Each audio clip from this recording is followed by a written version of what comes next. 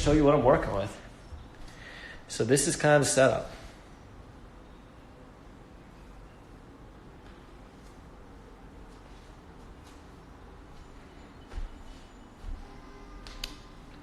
So this is what it looks like. So I keep $500 in ones at my desk to kind of remind me how important the value of a dollar is and how to kind of visualize what $500 looks in the real world. This is kind of a little bit more. This is what the computer looks like from the bottom.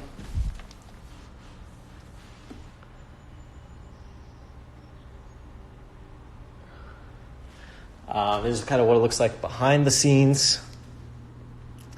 And this is my stupid Versace robe that I have just hanging up.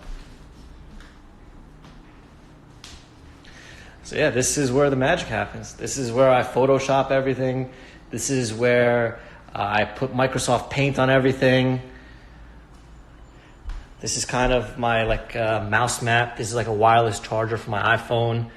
I have like a light up mouse. The whole theme I was trying to go for was like a bunch of like lights. I wanted to kind of go lights everywhere. So that's kind of what I'm working with here. I have my MIC notebook for any notes, post-it notes for any plans. This is the lucky piggy bank that Bao got me. This is when me and Bao went to the Super Bowl. I got this as a souvenir to kind of remember that. And yeah, this is what it looks like. This is where all the magic happens. So that's it. This chair is actually the chair that I had from SMB Capital that I kind of brought home with me. And believe it or not, it's like a $200 chair from Staples, and it works perfectly. So yeah, this is kind of it. Yeah, Bao and I, actually let me talk about that story of the Super Bowl. So Bao and I were at Traders for a Cause, and me and Bao were both drunk, and they have like an auction on Thursday for like any of the speakers and presenters. So when I went that year, I was actually a speaker. So me and Bao were sitting down, and they have all these auctions. They're like auctioning off like a football, they're auctioning off like a basketball. And Bao basically just got hammered, and he started bidding for everything, and he didn't even realize he won everything. He won everything. So the auction guy comes to Bao, and he's like, I'm going to need a check for this, this, and this. And Bao's hammered. He's literally hammered. And he's looking at the guy. He's like, ask anyone here. I'm good for the money. I'm good for it. I'm good for it. Don't worry about it. And the next day he kind of paid for it. But basically they were auctioning off Super Bowl tickets. It was a package deal for the Super Bowl and the hotel. And all the money goes to charity, right? All the money goes to charity. So they were auctioning off Super Bowl tickets. And me and Bao were sitting next to each other. And we're both kind of drunk. And he looks at me and he's like, do you want to go to the Super Bowl? I'm like, I guess so, fuck it. Let's bid on it. Let's see if we're going to win, this and that. So we started bidding. And before we knew it, our bid got up to like $8,000 to get 2 tickets for the Super Bowl and for a hotel. And basically we split that in half, $4,000 each. And I think it turned out that if we want to even sell those tickets, we could have sold them for like 10 grand each, but we ended up just going to the game instead. So this helmet is from that Super Bowl. I actually have a little bit more souvenirs, but they're a little bit hidden. Let me see if I can find it. Yeah, I found it. So this is the photoshopped ticket of the Super Bowl that we went to. These were kind of like mugs that they gave us at like our seat that I haven't like cleaned yet and haven't gotten rid of. So yeah, this is it. Crazy story. So even before MIC launched and even before any of this stuff, Bao and I were still really good friends, like just hanging out all the time. So yeah, they're chasing Bao for the money the same day because he bought everything.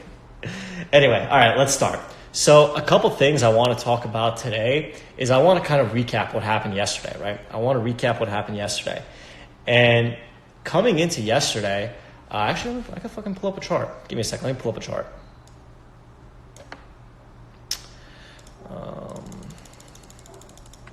Okay.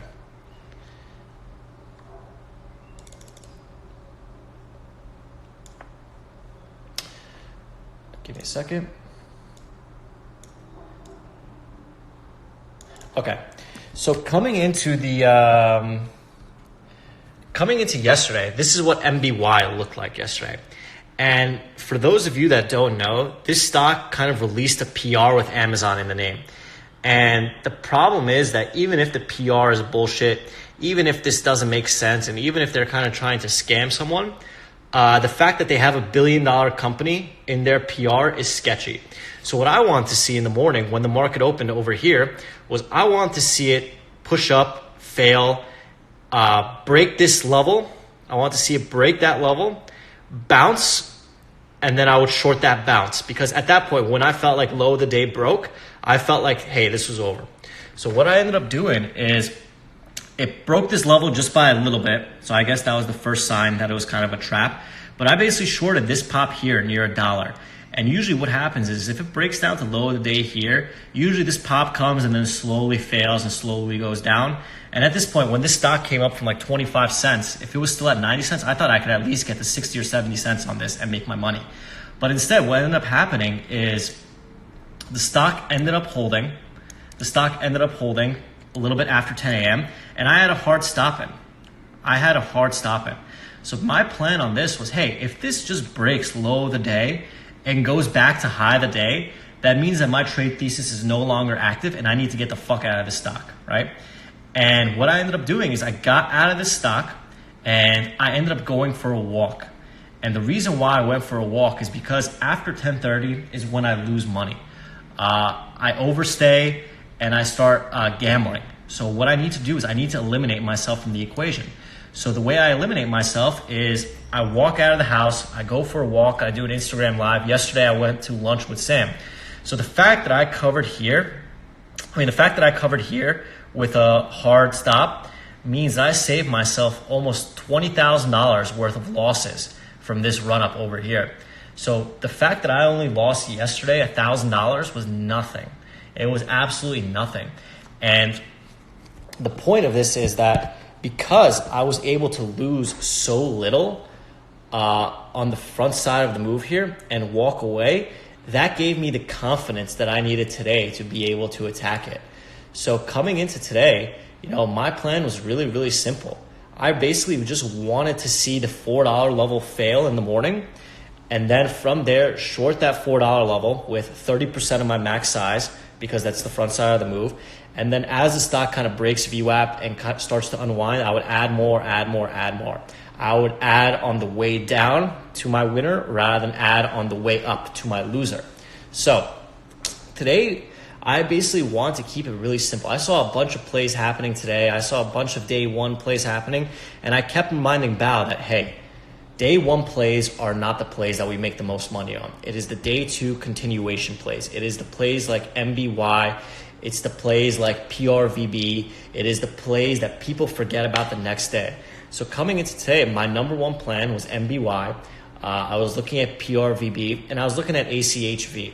So the reason why I was looking at ACHV was very simple. So let me kind of pull that up as well. So just for reference, let me show you what the chart of ACHV looks like. Sorry, I have like fucking 50 charts now. I'm trying to get used to everything. This is what ACHV looked like in the morning. Basically kind of nothing, right? Kind of nothing. It's gapped up to 460 and then went down to $3 and then rebounded. And this was kind of the red to green line. So basically what I was telling Bao is I want to be shorting this $4 line, which is basically red to green, because this stock has an ATM. So for those of you that don't know what an ATM is an at the market offering, which means that anytime during the day, they could just sell shares openly in the market. So this kind of goes back to my process of like fundamental analysis for everything. So I basically opened up this filing and I saw that they had a $6 million ATM. And I looked at the date and it was from 6/7, which was 4 days ago. So 4 days ago, they released an ATM, basically dilution, saying that they could raise up to $6 million at the market at any time during the day. And today it turns out that they have some sort of PR or something like that. So the fact that the stock wasn't going up after it had a PR and it had an ATM basically gave me the confidence to say, hey, this is a day one play that I am comfortable trading a little bit larger than usual. So coming into the morning, I basically was shorting any pop that I could find. This pop in the morning was great. And if you just got 350 there, stock is at 270 now, right? The stock is at 270 now. And I made around $4,000 on that setup. And the reason why I lost 2,000 was because I fat fingered along when I was covering, and I didn't realize until like an hour later. So if I didn't fat finger that long, I would have made a lot more money. But I mean, that was kind of the play of the day for me. That was kind of the play that was so easy for me that it made sense. So again, kind of going back to why I determined that was a good trade was because I looked at the filings. I saw that they had a bunch of dilution in the filings very recently. I saw that the PR was not moving the stock higher. And basically that gave me the confidence that, hey, if everyone is watching NBY and JAGX and CTRV, that, hey, no one's going to be trading this ACHV. That gives me the edge that it's not going to be crowded. So that was how that trade went. NBY was very simple as well for me. I mean, what I did is I laid out my plan in the morning, which let me show you guys. This is my watch list. I put this out every single morning. And I said, NBY, everyone wants the same trade on the stock. I will be patient on it and wait for confirmed backside to short. Ideally, a morning push on 4, reject, then look into short pops after it breaks VWAP and as the bounces get smaller. In a perfect world, this goes red later and squeezes out the rest of the shorts. So my plan was shorted at 4. And add as VWAP was breaking. So as you could see, $4 was the high of the day. So I just stuck to my plan and shorted in the 390s, added to my winner. And before I knew it, it went red and just completely tanked, right? Completely tanked. So again, this was a trade that I pre-planned in the morning. This was a trade that all I had to do was put out my fantasy orders and make it robotic. I didn't have to do anything crazy. I didn't have to do anything special. I basically just waited for the levels to come to me. And when they came to me, I filled and I just traded. That was that. And then so that was ACHV I made money on. NBY I made money on. I guess I'll show you that too because who cares.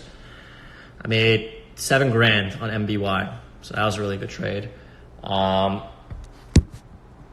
Next is JAGX. And this one kind of came out of nowhere, right? So JAGX, I was telling Bao, bro, don't trade this shit. This is not a trade that we would normally take because it's such a low float. But what I ended up seeing today was really interesting. Most of the stocks that moved today, whether it be CTRV, whether it be ANY, whether it be ACHV, whether it be NBY, these stocks were all tanking today. So yesterday, all the longs were in control, but today, all the shorts were in control. So the fact that I saw all of the plays in this sector, the small cap sector tank, I said to myself, hey, this JAGX is barely up and it's barely holding on and there's not much volume on it. There's not really much demand on this stock. So there's a high probability that's going to fail. So let me wait for it to kind of get to my levels and then I'll be shorting it like that. So let me kind of show you how I attack that. So basically, Bao did some research in the morning, and he basically determined that 15 was kind of the line to watch in the morning. 15 level was the level to watch. So I let it do its thing. I let it push. I let it fail. I let it push. Let it fail. And then as it was consolidating on VWAP, I saw a bunch of hidden sellers there. So I basically just front ran the hidden sellers. And then over here, I was basically risking off this line to short. I shorted. I added to my winner as it failed. And then as it failed more, I covered, and obviously I missed this extra dump here, but you could see that all I did was kind of wait for this to confirm and tell me. So up here, I'm using 30% of my size, and then as it goes under VWAP and as it breaks, I add to my winner my full size, and then I cover along the way. And that was, believe it or not, the best trade I had, $8,000 on that trade. So, I mean, look. These are the type of days that are important because for me, what I recognize is the market moves in cycles. There's going to be plenty of days and plenty of weeks where the market is dead and there's no plays and I feel like, oh shit, ACHV is moving. Oh fuck, I cut my buying power. I was about to short some, but good thing I cut my buying power. So anyway, what I recognized is most of the time, these stocks move in cycles. So there's going to be a certain amount of weeks and a certain amount of months where nothing is moving and everything is slow. So what I've been kind of recognizing is during those times when it's slow, I drop my size. I am not as aggressive. I am being more patient. I am just waiting, because I know that when days like today come, I need to have all my mental capital ready. I need to be super focused, and I need to be super confident in my setups to be able to pull out a $17,000 day. And again, this goes back to the fact that yesterday, if I had a big loss yesterday, if I was stubborn yesterday, I would not have a good day today. It's just that simple. What I realized is that I was not scared today because I lost so little yesterday. And the reason why I lost so little yesterday is because I used a hard stop. I mitigated my risk. I controlled my risk yesterday. I walked away when my rules told me to walk away. I stuck to my process. My process told me use a hard stop and leave after 10:30. If I continued to trade after 10:30, I would have 100% lost money. And because I would have lost money yesterday, it would have ruined my confidence today, and I would not be able to think with a clear head to be able to execute on all this stuff. So the thing, it happens. This happens to everyone. It's like you ruin one of your days by being stubborn, and then the day where you know you're going to perform the best, the day where all your setups are there, you can't perform because you're not confident. So I need these small losses to bring me confidence. I mean, like, I plan on bringing, I'll bring on Bal right now, and he'll talk about his kind of what happened yesterday with him. So give me a second, let me bring him on.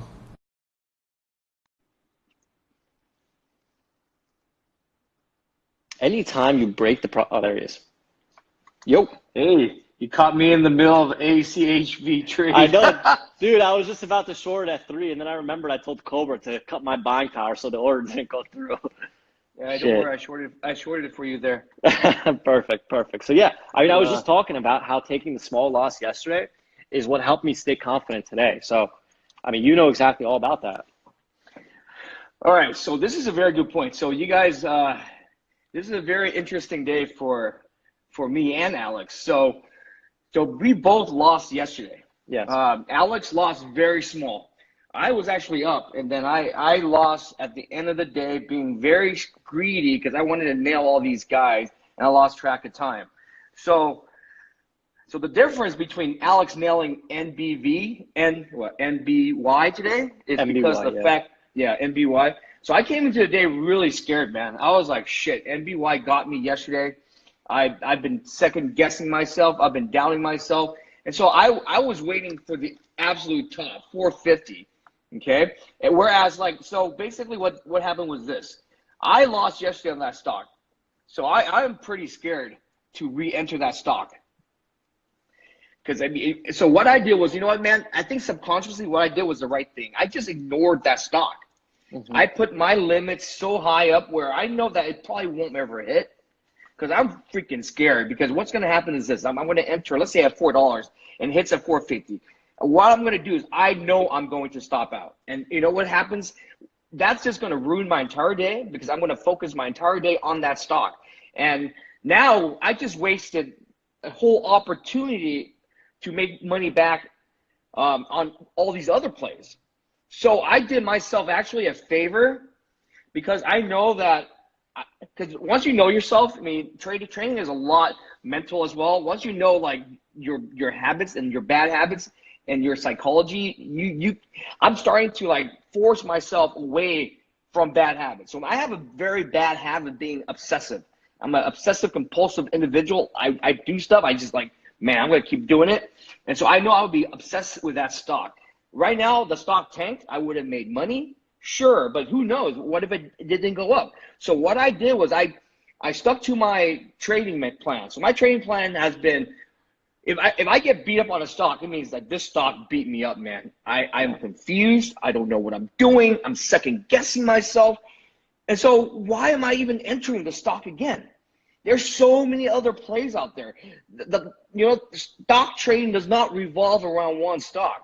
Just because someone beat you up doesn't mean you have to keep going back and getting beat up again. Why? Why not go find someone smaller to beat up? With the bully, right? So I told myself, I think this was subconscious, I said, you know what? I'm done. I told Alex, I'm scared of this stock. I'm not touching this stock. So what I did is I traded all the other stocks, and I nailed every other stock. Yeah, exactly. So I went back to my process. I was like, you know what, man? The only reason I lost yesterday because I deviated from my process. Today I went back to my exact process, and I didn't even check my P&L. All I did was so when we trade well, you know, the profits take care of themselves. Alex probably didn't even know how much he was up until he covered it. No clue. We when we're trading, dude, I'm trading like 3 stocks at once, whatever. I'm putting out fantasy orders. I'm not checking my P&L. I am just checking my lines, checking where I'm entering the stock, where I'm exiting the stock. And then when I look back, I'm like, oh crap, I made more than half of what I lost yesterday. You know, I'm like, so what I did was, you know what, man, I may have missed that play, but that taught me a valuable lesson. I was able to have discipline not to go back and get beat up again. Because imagine if I lost again. Then I look around and I go, oh my God, there's 5 other plays that are so much easier. So if you take a look at Twitter, which I don't want to post much on Twitter anymore. You should join MIC because I post all my charts there. Because what happens is this, and you can reverse all the engineering you want. So I don't want to keep putting it out there and having, you know, the members go, why are you showing this? So, I mean, I put enough out there, but the point is this. The point is I don't need to make my money back on that stock that beat me up.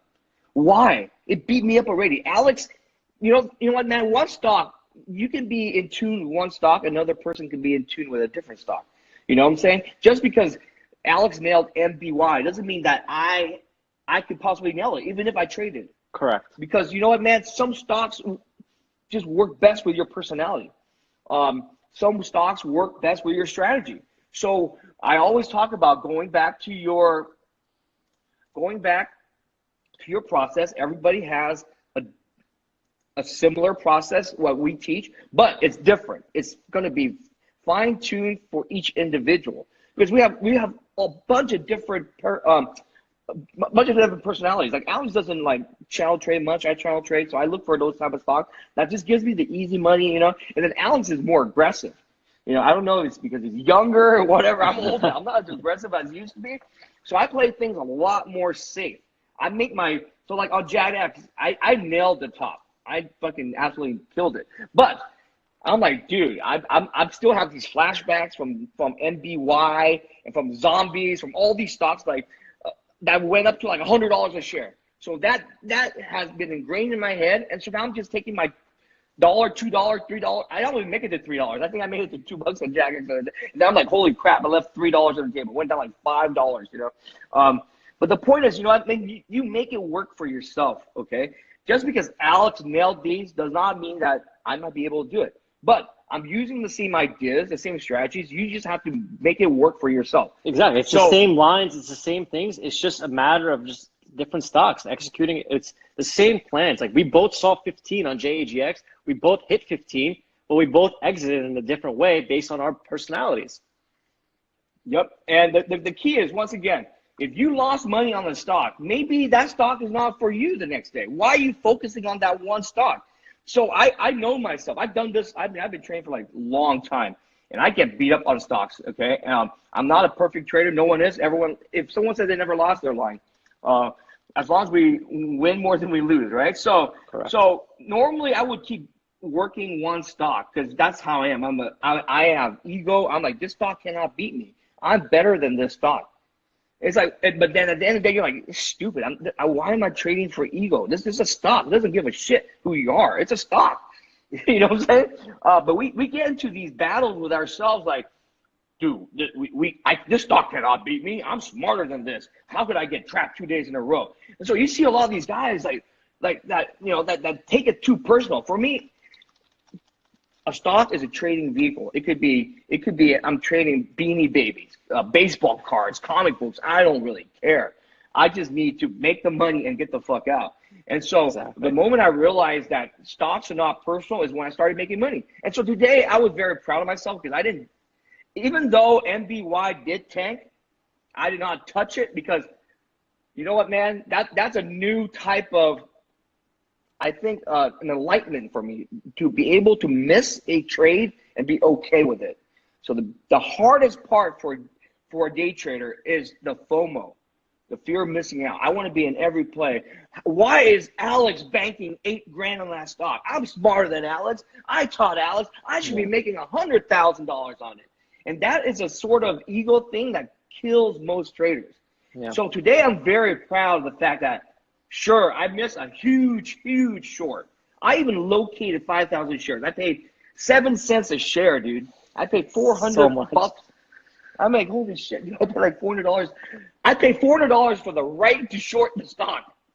And you did it. And you did it. You did it right there. You know how much $400 is? $400 is like, I might go to the store. This t-shirt cost me $10. I waited for a sale. You know, I'm fucking cheap on my shirt. And here I am, just every day, $1,000 on short locates, you know? That's the nature of business. So I go today, actually probably locate like over $1,000 worth of stocks. That's because I know that whatever I'm locating, I'm going to make money. So I really have confidence in my process.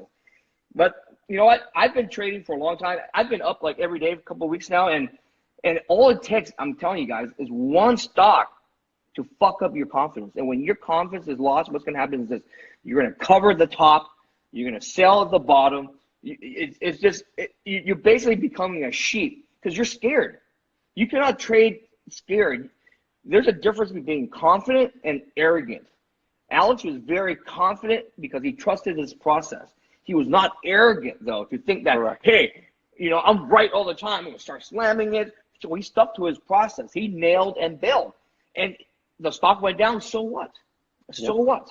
Exactly. Because yesterday, if you didn't nail, the next time it's going to fuck you up. It's the same thing, sticking to your process. Yesterday, my process tells me 10:30, get the hell out of there.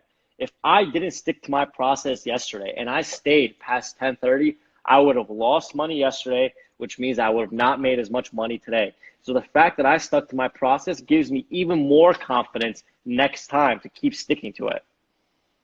Correct, man. This is something we teach, but process is everything. So I told Alex yesterday, I lost money. Today, my goal today is to not deviate from my process. You know what I'm saying? If I did not lose on NBY yesterday, I would be nailing that shit today. But I lost. I'm not the best trader. I'm not a perfect trader.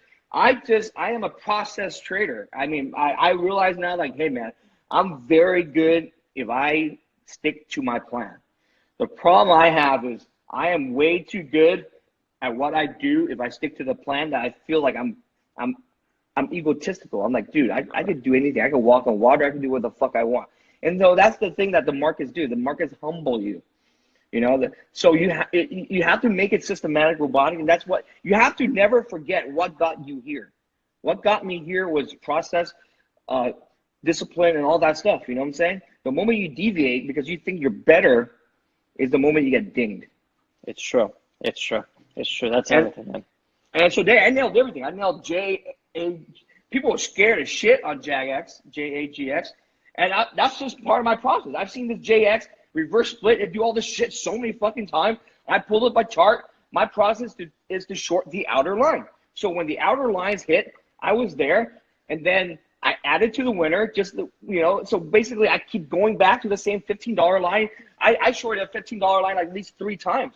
So I went back to my process, which got me successful. And my process says stop at the zombie hour, so I stopped. Yesterday, I was up and I was doing all sorts of crazy shit because I'm like, dude, I've been up 2 weeks in a row. I have a lot of cushion. I can walk on water. So what I'm going to do is I'm going to say, fuck the rules. I'm going to start fucking around because, you know what? I've been making money. And so, you know what, man? The market humbled me. But one good thing that happened yesterday was the fact that one of my accounts had a max loss on it. That saved that account. Normally back in the day, I would be just fucking slamming shit. Cause I have a lot of money. I can refill it. I have multiple accounts, you know what I'm saying? So I was very reckless. That's cause I had a lot of success. And so the problem is but you can't be like that. It's like, even though I go crazy and let's say I do make money, it's like, why? You know how many unnecessary money that we lose because we break discipline? Right, Alex? I mean, dude, we make money in the morning every fucking day, and then we stick around in zombie hour, and then we get zombied. We lose back half our money. We're still green, but we lost back half our money. And you imagine how much money that is repeated over and over and over. So my point is not about just making money. It's being efficient and like a business. Trading is business. Think about trading as business. If you have a store and your store is throwing away unnecessary money, okay, every day is bleeding money because it's unnecessarily overpaying for goods or paying for services you never need, like 5 cell phones. I'm just making up, right?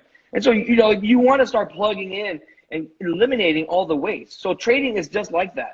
Trading is a business. Treat trading like a business. Go back to your trades and figure out where the leak is. Where are you bleeding money unnecessarily? And so Alex figured out zombie hour. He gets the fuck out. Every time. He makes fucking almost 20 grand a day, stress-free within an hour of the open. Fuck. Could he make more? Sure. Could he lose more? Definitely. It's true. But you know what, man? I mean, fuck. It's like the entrepreneur store. It's like, okay, I'm gonna close my shop at 7 o'clock. Could I stay open until midnight? Sure, but but it's like you want to maximize your return, and at the same time, guys, this job is very rewarding, but it's also very taxing. Sticking around all day and being frustrated for an extra few dollars it's going to kill you in the long run. It's going to fucking kill you. And just because you stay at the desk longer does not mean that you're entitled to making more money. It's crazy. In trading, the less time you spend in front of the screens, the more money you make. Because the longer, it's like if you stay at the casino for longer and longer, eventually you're bound to lose. Eventually you're bound to lose control.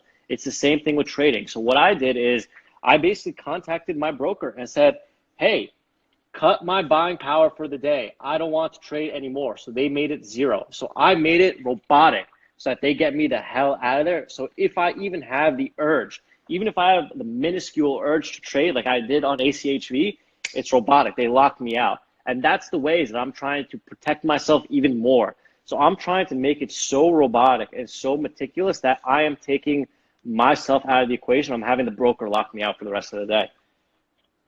Do you know what Alex is doing that he didn't realize? What he's doing is he's trading only 20 blackjack hands. That's what I'm saying. So imagine going to the casino and you don't have to bet. You can see the blackjack hands, 2 cards come out. 15, I'm not going to bet. When I see 17, nope. 18, 19, maybe a little bit. You know what I'm saying? 20, yeah, I'm going to bet big, but not all in because the dealer can still get blackjack, never go all in. You see what I'm saying? So trading is exactly like that. Trading is just like going to the casino playing blackjack where you don't have to pre-bet your hands. I'm looking every day at the chart. You decide when to make your bet. So Alex does it very well because he's saying, so what he's trying to say is this, you know what, man, just attack the best, trade the best, forget the rest. That's what it is. Trade the best, forget the rest. And so the best for him, which is for small caps in general, is the open. The open is when you get all the flurry, the volume, all that stuff, right? And then during the zombie hour, what happens is this volume dies out. And so the algos take over and start manipulating. Because imagine if all the volume's out. They can see every order. They can just move up and down and swipe people instantaneously. It's a computer program, you know what I'm saying? And so that is not an optimal time to be trading. That's like, so during that zombie hour, what's going to happen is this. The algos can see everybody's cards, dude. That's how powerful they are, man. You place orders, they know exactly, man. They know, what routes, what feed is taking size in. They're playing against you. So why are you messing around during that time? Answer short. If you're long, maybe you could take advantage. We have a strategy for longs and shorts.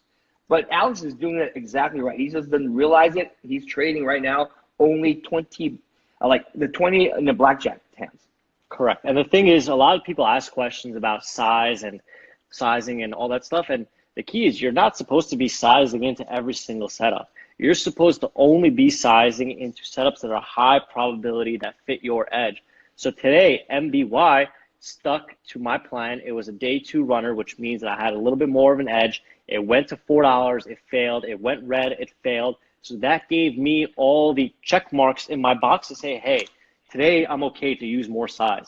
And just because I used more size today doesn't mean that I use the same size again tomorrow. Tomorrow I'm going to drop it again if there's non-optimal plays. So don't think just because you have size or you have the ability to size means that you have to use it in everything. In the past, I was using it on everything, and I found myself getting frustrated and like losing more than I should. And now, again, by refining my process even more, I recognized and learned when to size in, when not to size in, when to take the day off, when to push hard. And again, trade well, profits follow. Believe it or not, the less size you have, sometimes that helps you make more money because now you hold it longer. You're not scared. Like every little move, like imagine if you max out all the time. A little 2-cent move will scare you. A 10-cent move, you'd be stopped out.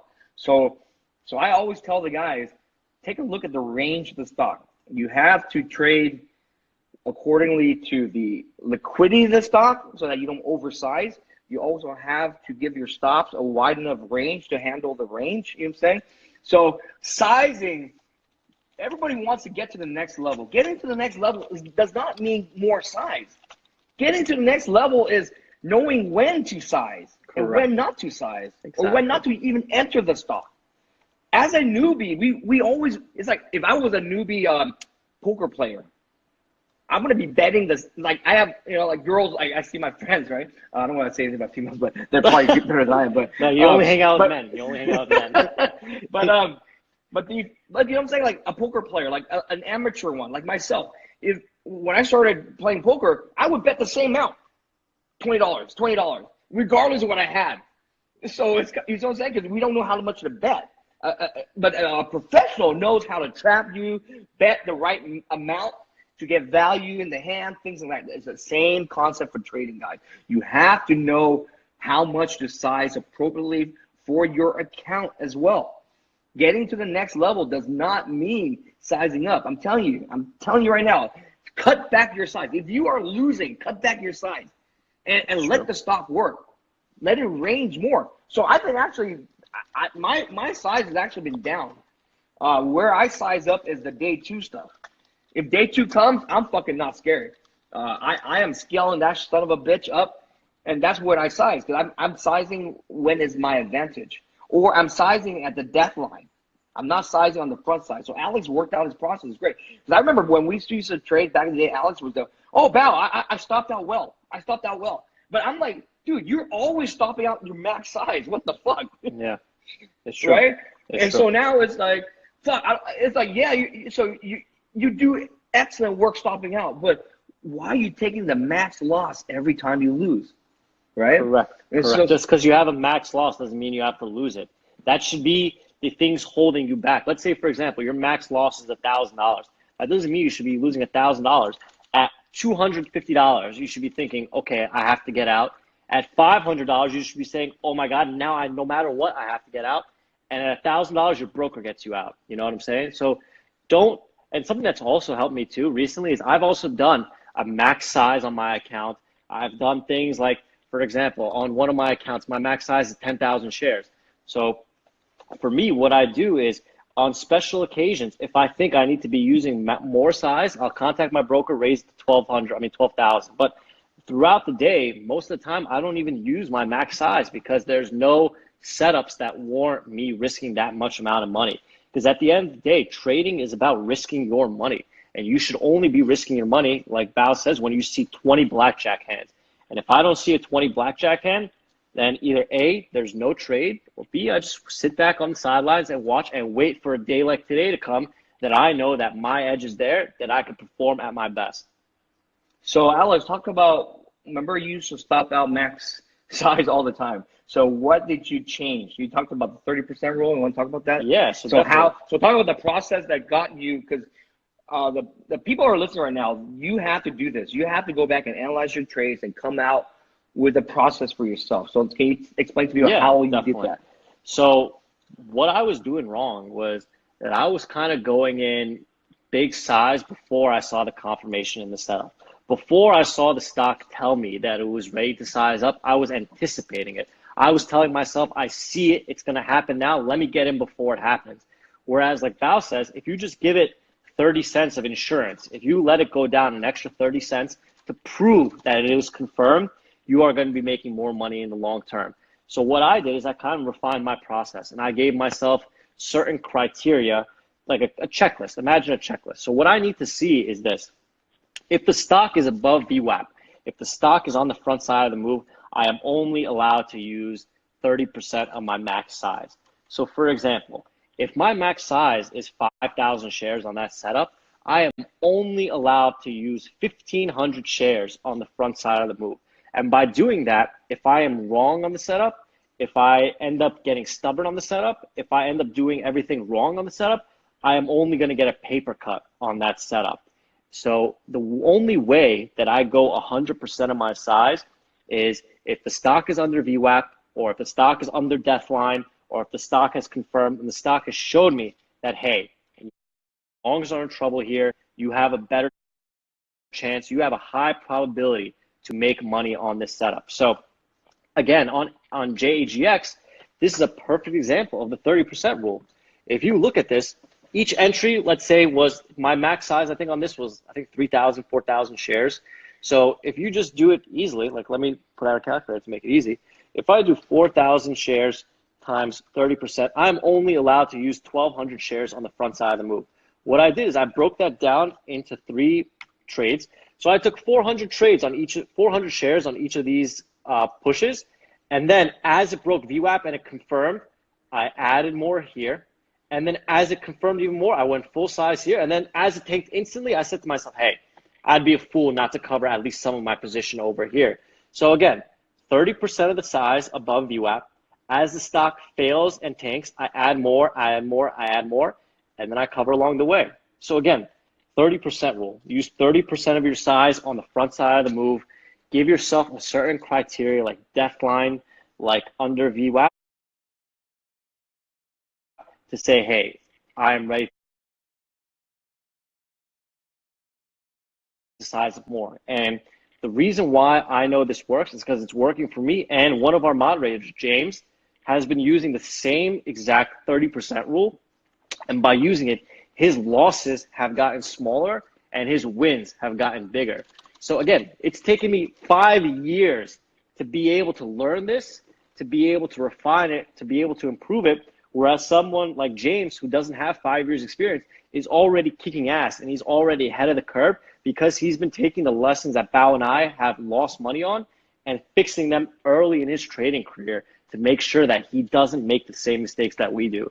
So all of these things like the 30% rule, the zombie rule, all this stuff, first balance deathline, has taken us years and years and years to refine and make better, and it works. So all you do is just be patient for those setups, wait for them to come to you, have your fantasy orders out, and just execute. Make it robotic. Make it robotic, robotic, robotic. Guys, we've been doing it better. In August 17th, we have a live trading seminar, and Alex is going to be talking about how to size in. Yeah. So, you know, you seeing the videos is one thing, but to see it live, I mean, I don't think many people are able to do this live. So want to talk about that, man? Yeah. So let me 17th and let me pull up the sheet so I can kind of explain it better. Yeah, because everyone's always asking, how do you size in? How do you size in? We can type in, we talk it, but when you're seeing it live, it's completely different. Yeah, so the way that we're structuring this, so MIC's birthday is on August 17th. We're going to be 1 year old. We're still 9 months old. We're still in the infancy stage of everything. So what we're doing is we're throwing a free event for annual and lifetime members. You don't pay for it. All you do is you pay for your transportation to get there and your hotel. But the event itself is free. So the way that we're structuring this event is that Saturday, we're going to have a free meetup open to everyone. We're still working on that location, basically like cocktails, maybe some finger foods, basically a way for everyone to kind of network and get to know each other. And it's funny because at the last meetup we had in New York, I met Sam, who it turns out is one of my neighbors. He lives 5 minutes away from me. So because he showed up to that meetup, we ended up becoming friends and we got lunch together yesterday. He helps me with a bunch of MIC work. So you'll never know who you'll meet at these events. So Saturday, we're going to have a free meetup for everyone. Sunday is going to be a rest day because if anyone ever goes and hangs out with Bao on a weekend, you know that he likes to go out on Saturday. So I had to refine my process for these events and make sure that we included a rest day for him on Sunday. So Sunday is basically just going to be a chill day. We're probably just going to be hanging out at the hotel bar, nothing really crazy. We might need 2 rest days. I'm gonna get an IV delivered to the room. That's good. MIT IV room. Let's do it. So that's yeah. So that's cool. Sunday. All you need to do is join as an annual or lifetime to get in. There's no upcharge, none of that stuff. Yeah, and then the best part is going to be Monday. So Monday around like 8 a.m., we're going to have everyone come to the event. And basically, it's going to be, let me show you a picture. This is kind of the hotel, but this is basically how we're going to have it set up. We're going to have it set up something like this. And basically, we're going to have a bunch of screens up, and Bao's going to be trading live. And basically, we're going to have the moderators like Austin talk about some long trades. We're going to have Harry talking about the first bounce.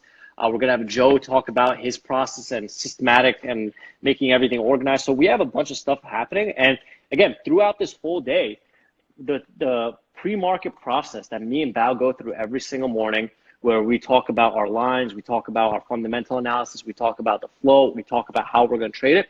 Basically, you're going to see all that stuff happening real time.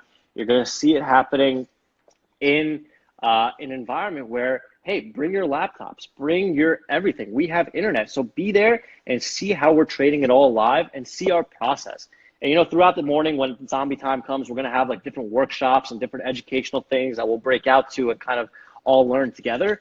But the truth of the matter is that this is a live trading event. You're going to show up on Monday. You're going to watch us trade live. You're going to be educated on our process, and you're going to leave. And all of this is free. There's no catch. There's no timeshare. There's no DVD. We're not going to upsell you. There's nothing. Nothing. You're going to show up. You're going to be educated. You're going to leave, and that's it. So talk about the lifetime. Lifetime gets to go mentoring. Yeah. So the way it works is annual members get to come for free. Lifetime members, not only do they get to come for free, they get reserved front row seating, and they also get to come an hour early and get mentored in front. Like they get to have a private mentoring session with me and Bao and the whole team. So again, there's other people that are charging $1,000, $2,000, $3,000 for these events, $8,000 to meet them.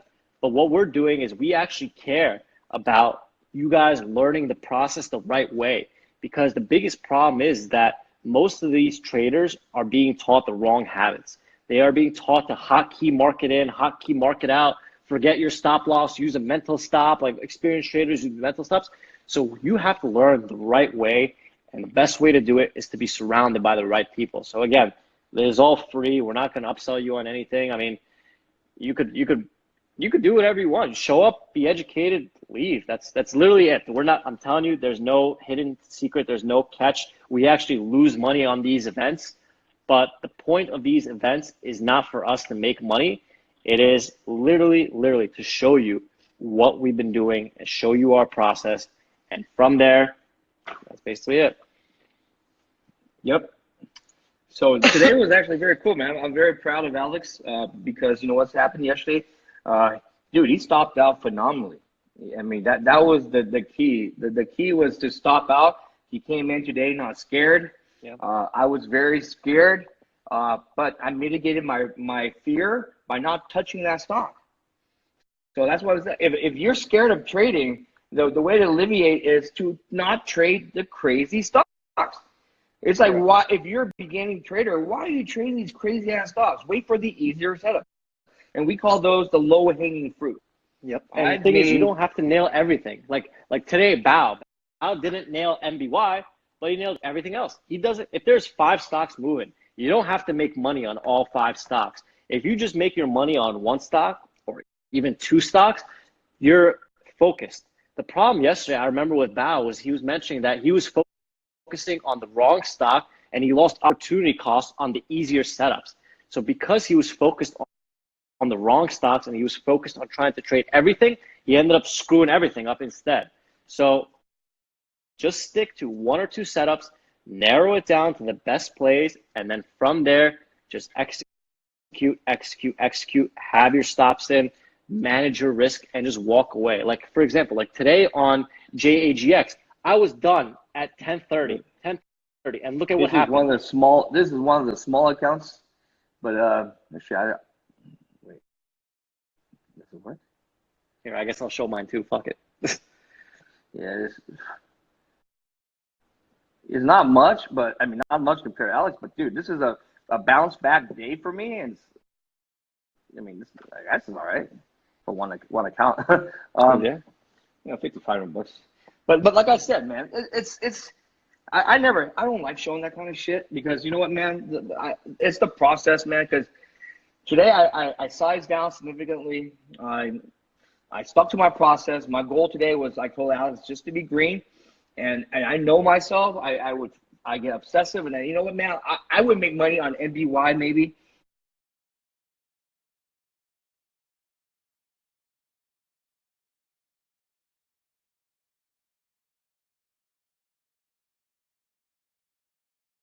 Would make money on NBY maybe.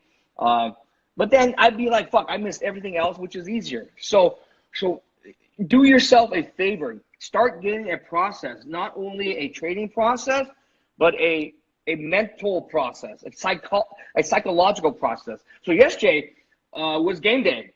Warriors. Normally I'd go out and fucking drink and I disappear. Every game I disappear. So I was like, fuck, man. I know myself. If I go out and have one beer with the guys, I'd be coming into the mark. My alarm would go off, man. My alarm goes up at 4 a.m. and I'm still drinking with my friends. And they're like, what the fuck is that alarm? You know, I swear. I'm like, fuck, now I got to text Alex and say I'm not coming to work. So I slept early yesterday. I fucking went to bed at 9 o'clock, woke up today, fucking refreshed. And you know what, man? My goal today was, you know what, man? I need to fucking make a green trade. I need to prove to myself that my process works.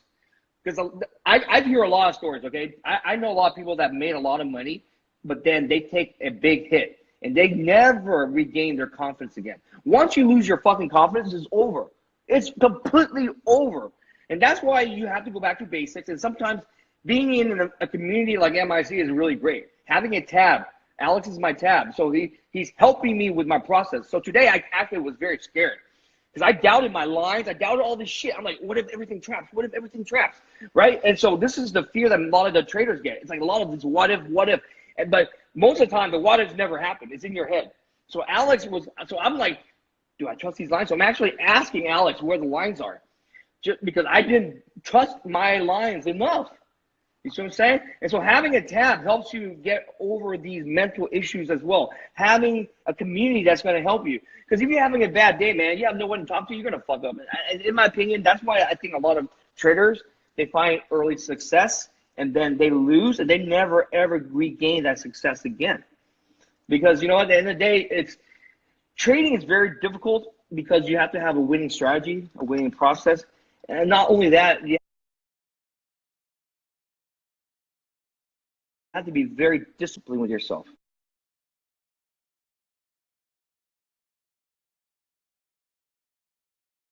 If you are just waking up, I see these guys waking up fucking 5 minutes, 10 minutes before the open. Hate that shit. And I'm like, what the fuck are you doing, dude? I'm here fucking 2 hours. Alex is here 3 hours before the market opens. You know, and we're fucking planning shit. We have all these plans, and these guys are coming out, hotkey. Easy, trading is easy. Sign up. And it's like, what the fuck? And so it's like, that does not work, guys. It may work for that one guru that has 1,000 sheep that you are hotking and chasing, but that's not how, you know, we want you to learn to trade for yourself, guys, to be self-sufficient, man. I mean, that's the thing. I make money. I don't need you guys to fucking buy my stocks. In fact, we don't even alert this shit. We don't alert anything, not once. Alex puts everything in his watch list, detailed watch. I looked at the other guys' watch list, like these other people that make the watch list. They're like, I'm like, this is not a fucking watch list. They wake up 5 minutes before, they look at their fucking scanner, they write down a bunch of tickers, and what the fuck are you gonna learn from a bunch of tickers? That's your watch list? Alex here is typing out in detail the lines, the numbers, what he's looking for, his trading plan, and then he's executing the trading plan. Exactly. That, to me, is the best fucking way to do it. The best way to learn. Not to give you alerts, bullshit alerts. Because you know what, man? Alex has a plan. He wrote down the plan. He shared with members the plan. It's up to you to have discipline to wait. But you know what? He's not perfect. The plans may not work. But it's a blueprint that you start with and then you modify along the way. But everything he's trading is from that watch list. And so, in my opinion, that is the best way to guide someone to learn. Not to fucking spoon feed them with alerts. Because any idiot that just fucking looks at this shit and starts randomly buying shit and selling shit, that is not the way to trade, guys. It's like, dude, trading is not fucking random. You plan this shit, you wait for it to come to your plan, and you execute. If your plan does not, if the stock does not do your plan, don't trade the stock. Simple as that. I traded. Let me see. Let me tell you. I traded ACHV, ANY, MOTS. So that's 3 stock. JAGX. That's 5. VUZI, VUZ, all for gains. I traded 1, 2, 3, 4, 5, 6 stocks today, all for gains. Because I had a plan. I put out my fantasy orders, and you know, there's a lot of stocks I did not fill, and it's completely fine. And I miss a lot of stocks too, but I nailed 6 fucking stocks. You know, these add up. So at the end of the day, guys, it's like you have to prepare. That's the thing I think people don't understand. They think trading is easy. They're going to come in and make $20,000. That's why we don't really post P&Ls that much. Sometimes we post it because we want to show you that, hey, man, this is possible. If you stuck to your process. Alex didn't think he's going to make $20,000 today when he woke up. I didn't plan on making for 6,000, 7,000, whatever the fuck I made, right? So my goal was to wake up every day and to stick to my process. So this is the process me and Alex does. He wakes up earlier. He has scanners. I have scanners, and so he tells me what's running. So every day we're like, what's moving? What's moving? So we have two things that are moving. The new plays, but more importantly, the low-hanging fruits. The plays that were hot yesterday becomes the low-hanging fruit today. And those are the bread and butter that I trade. The day ones is the plays that kill you, man. Day 2, 3, those are the money makers. If you fucking plan it right, I call those a low-hanging fruit for a reason, because they're the easier setups. It's never easy, but it's an easier setup. Because the first day killed most of the shorts, and then Hey, sorry, we got cut off. Come on.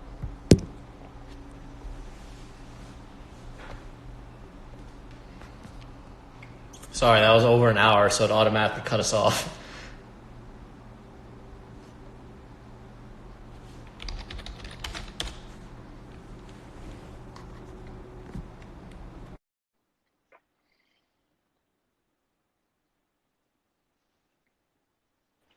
Sorry, cut off. shoot, what was I saying? What was I saying, Alex? It was something important. It was okay. Let's wait a little bit. I understand now. Process. We're gonna finish up with process, and then we'll bring on maybe someone else to ask questions about their process and maybe how we can help them. But VU's ACHV. See, you guys could have shorted $3 line with us. I just took the cover. Yeah. Thanks, Alex. That's why I wanted you to do the IG live. Classic. So here it is. This was when Alex came on live. I was trying to short it too, but my fucking buying power is 0. Yeah. Thank you, Alex. So I was shorting the $3 line, and I covered it down at the 270s, all the way to the 270s. So thanks, man. Made some money. That was a good trade. Shit. Now I got FOMO. So that's my process. I stuck to my process. My process is, once it goes back to a major resistance, I short it. Everything in between is noise, and and so I sit around all day. So as a day trader, I always say this: I'm a full-time trader. Being a full-time trader doesn't mean you have to trade all the time. Being a full-time trader gives me the opportunity to sit around to wait for the opportunity to come. See, so the advantage I have is I can sit around all day to make that one good trade. So if you think about it, it doesn't take much money, man. It does not take much money to make your nut. Like if you go to the average job, you're making $300 a day, and that's a good job. If you have an hour to trade, make the plan in the morning, wait for the entry, $300 is very achievable with a small account. That's one scalp. You know what I'm saying? And so people laughing with the scalping, but dude, sometimes you have to start off somewhere, right? If you make $200 every day, that's a lot of life-changing money. But I wanted to end it with this for my process. So every day I wake up and there's a process. And the process does not involve how much money I'm going to make. Every day, every time I come into the market thinking, I'm going to fucking bank, is when I lose. And that's what happened fucking yesterday. Because not many stocks ran for the past 2 weeks, because the shorts have been killing it. It's been dying like right off the bat. And so NBY finally ran. There's a stock that ran like, holy crap, PRV B and NBY ran. And so I was like, dude, I am horny for this. Because I'm like, dude, I've been banking money every day off of crappy setups because there's nothing to trade. And so I had the mentality of I want to bank, and that's why I lost.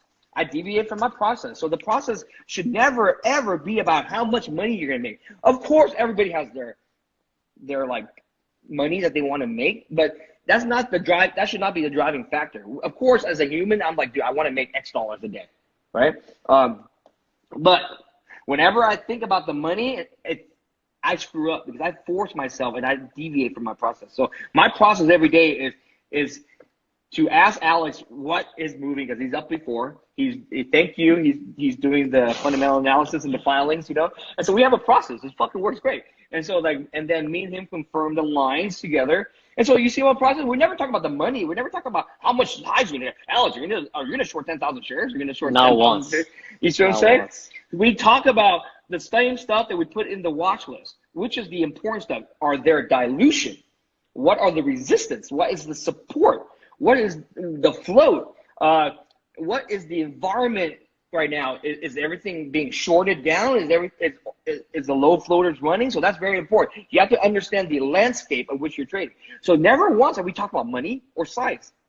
You see what I'm saying? We talk about the process. So when the stocks get to our lines, I have fantasy orders out there. I do my thing. He does his thing.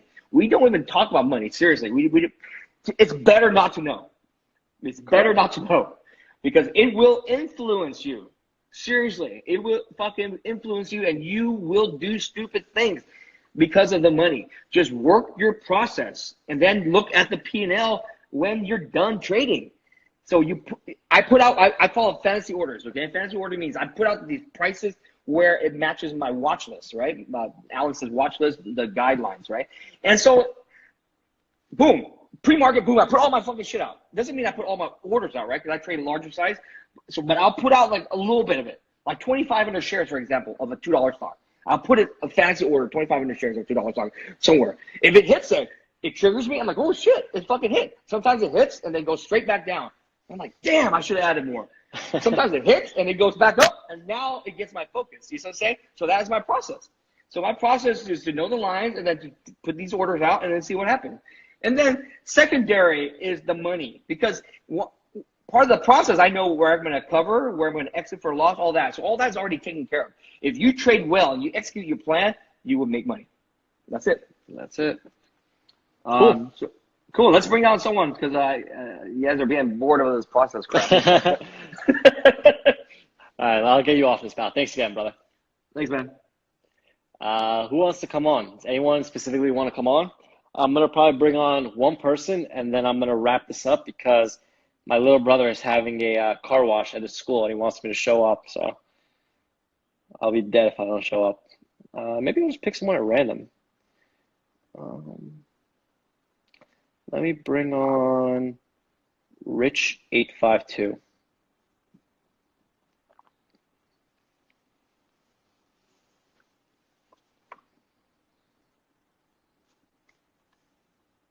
This Beyond Meat is crazy, man. First red day today. Shit.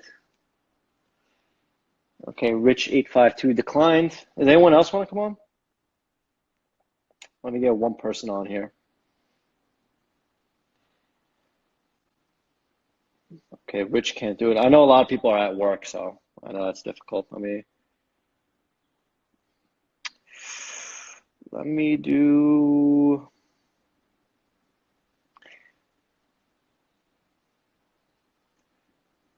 Armando. Oh, Matt? Okay, let me bring you on, Matt.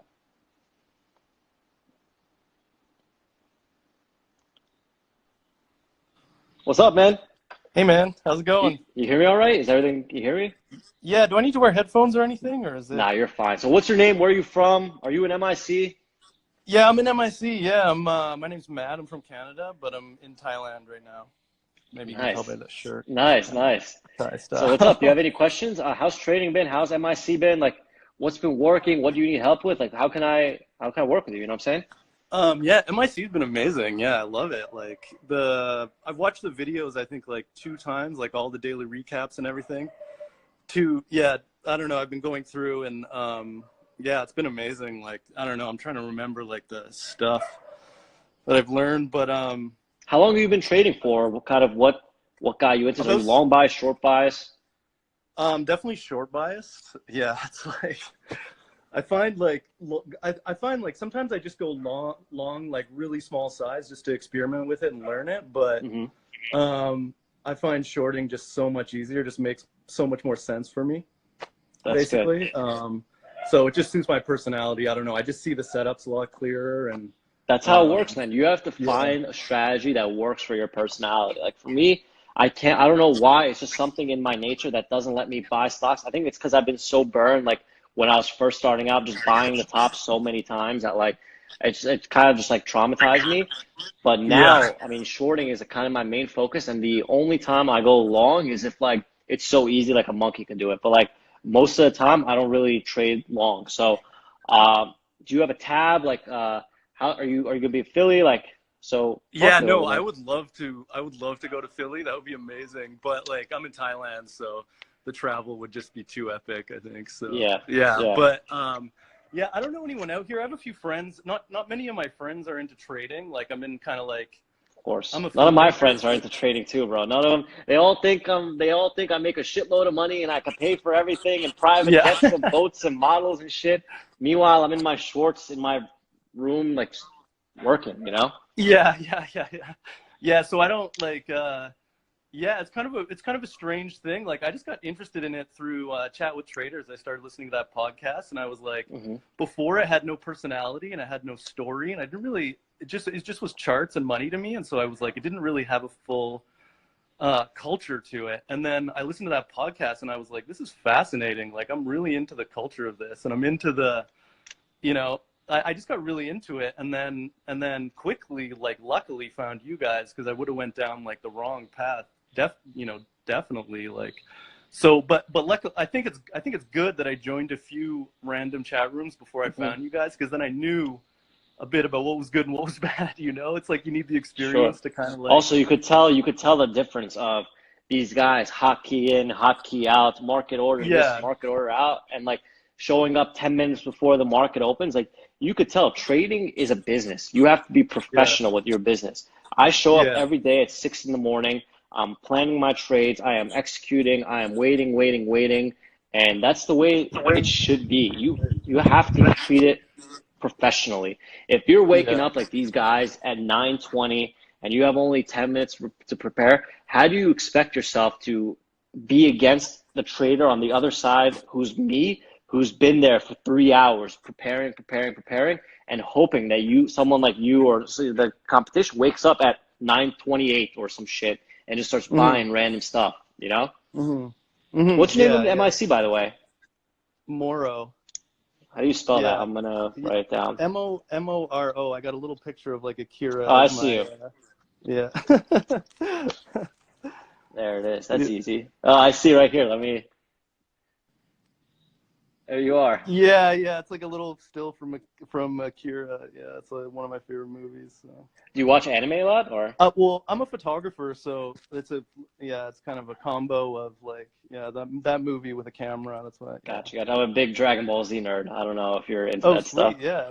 Yeah, I'm Yeah. watching like Dragon Ball Super now and stuff. Okay. Awesome. Yeah. No, I haven't actually watched. Yeah, I haven't caught up with. I watched it a bit like years ago, but I haven't really Yeah, caught up with what's happening now with the it. new season's really good. They're making it really nostalgic. They're bringing like a lot of the old characters back and stuff like that. But regardless, man, Yeah. uh, I mean, shit, man, I really wish you were in Philly. How far? I mean, do you live in Yeah. Thailand or what is?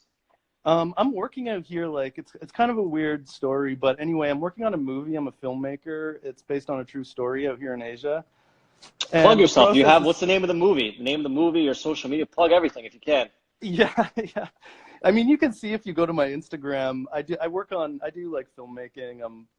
I make commercials and music videos and stuff. And then, but Awesome. I took a break. I used to work a lot in advertising, and then I didn't like the world so much, and it just anyway, it's a long story, but I decided to work on a feature film because that was sort of my dream to make a movie. And so I went somewhere that's cheap, which is Asia. Basically out here, I was like, at least I can just stay here and afford to write my script or do whatever. That's awesome, man. That's so awesome. I came out here and then I found like a really interesting true story out here, and now I'm just developing that. And the process for this stuff is just so slow. It's just like, What's the story about? Can you give us like a quick synopsis or a quick preview? Yeah, it's kind of a, I guess I would just, I don't want to go too into detail, but it's sort of an escape and survival story that's like incredible sort of, guy who survives against all odds. And it's actually in Myanmar, which I don't know if you guys know Myanmar at all, but it's like it's a country north of Thailand. It's kind of a crazy story. I don't know. Well, even a lot of my friends are like, "What are you doing?" Like, but trust me, it's an amazing project. I can't wait, bro. Whenever it's done, man, send me the link. We'll post all the guys in MIC, and let's take advantage of that, bro. Yeah. And so it's a really cool project, but it's so slow. So I'm sort of like, I'm doing these. So I got into trading. I was just like, this is, I just really got into it. And so now I've just been spending all my free time just working on trading. So that's awesome, man. That's awesome. Yeah. That's awesome. Yeah. I'm glad you like MIC. I'm glad you're really enjoying it. If you ever need anything, man, DM me. I'm always there. And again, man, send me that movie when it's done. Okay, yeah. I mean, it's gonna be years. It's a really long project. Don't worry, man. It doesn't matter if it takes 1 year, 5 years, 10 years. It's still gonna come out. It's still gonna kick ass. Yeah, it's not. So it's a long-term thing. So I'll be around. I'm gonna be around for years, just working on trading and the movie. So I love it, man. Yeah. Awesome. Reach out if you need anything, man. Thank you. Thanks for coming on, brother. Thank you. Okay, yeah. Thank you, man. Good to meet you. Nice to meet you too, bro. That's awesome. That's awesome. He can write the screenplay about Bao's life. That's awesome.